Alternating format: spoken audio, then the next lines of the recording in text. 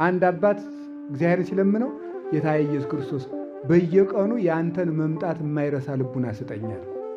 ይሄ ትልቅ ነገር በክርስቶስ ፊት ስቆም ምን እመልሳለሁ ብሎ መናገር። 3 ጊዜ ነፍሴ ትፈራለች ነው ያለ ያዕቆብ።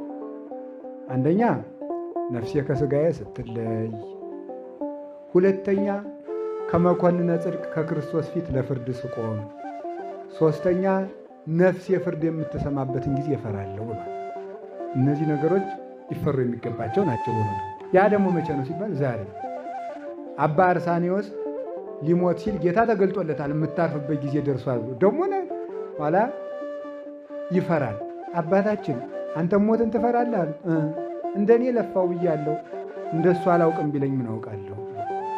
ስለዚህ እኔ ለፋው ብያለሁ፣ እሱ ግን አላውቅልህም ቢለኝ ምን አለ? በዚህ ልክ አልሆንክም ቢል እግዚአብሔር ማን ይገዳደረዋል? ማን ይሟገተዋል? እሱ መልስ የለም። ስለዚህ መቼ ነው የሚመጣ ክርስቶስ ከተባለ ዛሬ። የመዳን ቀን መቼ ነው?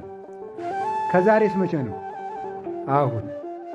ይህንን ያዙልኝ። ሌላ የምላችሁ ነገር የለም። መቼ ይመጣል ከተባለ ዛሬ። 20 ዓመት ይጨመር 50 ዓመት ይጨመር የለም። የመዳኛችን ቀን ዛሬ ነው። ስለዚህ እንደው ወለቱሰ ለእግዚአብሔር ግብተ ትመጽእ ከመሰራቂ። ጥያቄ ሌባ መቼ ነው የሚመጣ? ሰኞ፣ ለማክሰኞ፣ አመርዋ ረቡዕ፣ ሐሙስ ቅዳሜ፣ ሐሙስ፣ ሰቅዳሜ፣ ረሁድ። ሌባ መቼ ይመጣል? አይታወቅም። አሊያ ምን ይሻላል? እሺ ሌባ ስንት ሰዓት ይመጣ? ከሌሊቱ 3 ሰዓት፣ አመርዋ በ7 ሰዓት። ደውሎላችሁም ይመጣ ሌባ አለ? ይመጣል? 7 ሰዓት አካባቢ እናንተ ቤት ዶሮ ልሰርቅ ነው የሚል ሌባ አለ? የለም አይደለም። የእግዚአብሔር ቃልም እንደዚያ ነው። እንደ ሌባ ነው የምትመጣው። ምንም ባላስብንበት ሰዓት ይዞን ብድግ።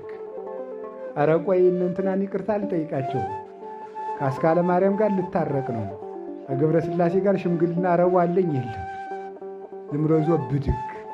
የለም እስከ ዛሬ በሰጠሁ ቀን ምን አረክበት አንተ ዘዋሪ ብሎ ይዞ ጅውን። ስለዚህ ወገኖቼ የተሰጠን ቀን ዛሬ ነው፣ ነገ የኛ አይደለም። ስለ ነገ ምንም ማስረጃ የለም።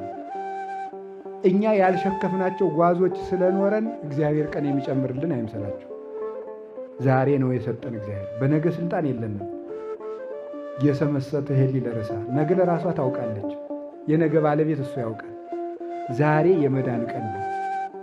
እርቁም ዛሬ ነው፣ ፍቅሩም ዛሬ ነው፣ ምጽዋቱም ዛሬ ነው፣ ጸሎቱም ዛሬ ነው፣ ንጽህናውም ዛሬ ነው። ሁሉም ዛሬ ነው። ነገ ላይ እኛ ስልጣን የለንም። ከቃሉ ጋር ናችሁ። እግዚአብሔር ከሁላችን ጋር ይሁን።